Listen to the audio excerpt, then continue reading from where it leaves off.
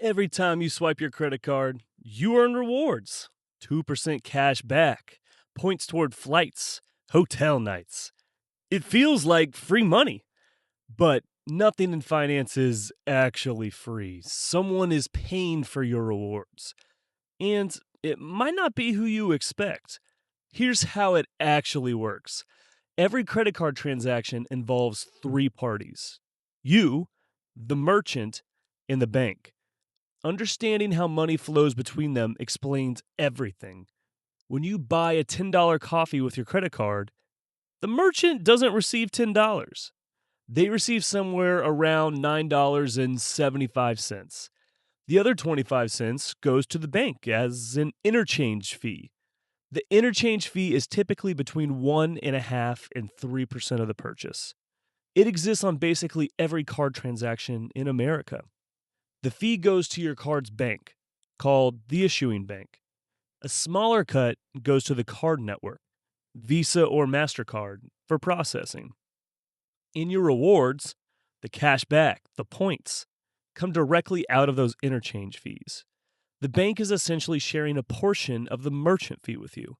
This is why premium rewards cards have higher interchange fees.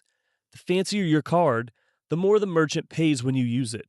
Merchants hate this, but they can't refuse to accept a Visa, because if they did, they'd lose every customer who only has a credit card. So they begrudgingly accept the fee, and they build it into their prices, which means everyone pays slightly higher prices to cover the cost of credit card fees. Here's where it gets uncomfortable. Think about two people buying the same $10 coffee. Person A pays with a premium rewards credit card. Person B pays with cash. Both paid $10 for the same coffee, but person A earned 20 cents in cash back, and person B got nothing. Person B's $10 helped fund person A's reward. This is called a cross subsidy. People who pay cash or use debit, who tend to have lower incomes, subsidize the rewards of credit card users. Studies show that credit card rewards transfer about $15 billion a year from low income to high income households. The reward system is essentially a regressive wealth transfer. The people who can least afford it are subsidizing first class flights for people who can. Most people have no idea this is happening. So, why do banks offer rewards at all? Because rewards cards make you spend more. Studies show that people spend 12 to 20% more when paying by card versus cash. Cash feels real. A card tap feels like nothing. Psychologists call this the pain of paying. Credit cards are specifically designed to reduce that pain. And rewards make it even better. You feel like you're winning every time you spend. The bank also makes money on interest, if you carry a balance. The average credit card interest rate is now over 22%. For context, a savings account earns about 4 or 5%. The bank is earning 5 times more on your debt than they pay on your savings. So, the rewards are a tool to get you swiping more and carrying a balance. Even if you pay off your card every month, the bank still profits from your interchange fees. You literally cannot win against the bank's math. Okay, but is this actually bad? It depends on who you are. If you have a premium rewards card and pay it off every month, you're winning. Every purchase earns you something back. You're extracting value from the system while paying zero interest. But most people don't do this. Nearly half of credit card users carry a balance month to month. Those people pay interest rates that dwarf their rewards.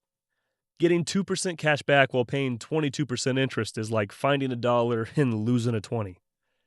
And lower income households are far more likely to carry a balance. So the people most harmed by the system are the same people least able to benefit from it.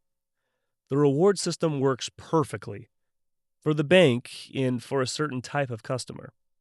So what should you actually do with this information? Option 1.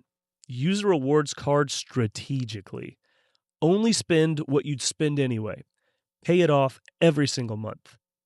Never carry a balance. The rewards are only free if you don't pay interest. If you do this, you can extract real value from the system. Option 2, use a cashback debit card. Some debit cards now offer small rewards with no risk of debt. Fewer rewards, but also fewer ways to hurt yourself. Option 3, be aware of what's happening even if you keep using your card. Understanding the system doesn't mean you have to opt out of it, but knowing where your rewards come from changes how you think about them. The most important rule: never let the reward justify the purchase. 2% back on something you didn't need is still a net loss. The bank is counting on you feeling like you won when you spent. Zoom out for a second.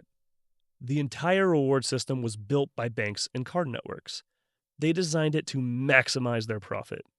Rewards are not a gift. They're a marketing strategy, and a very effective one. There have been attempts to regulate interchange fees.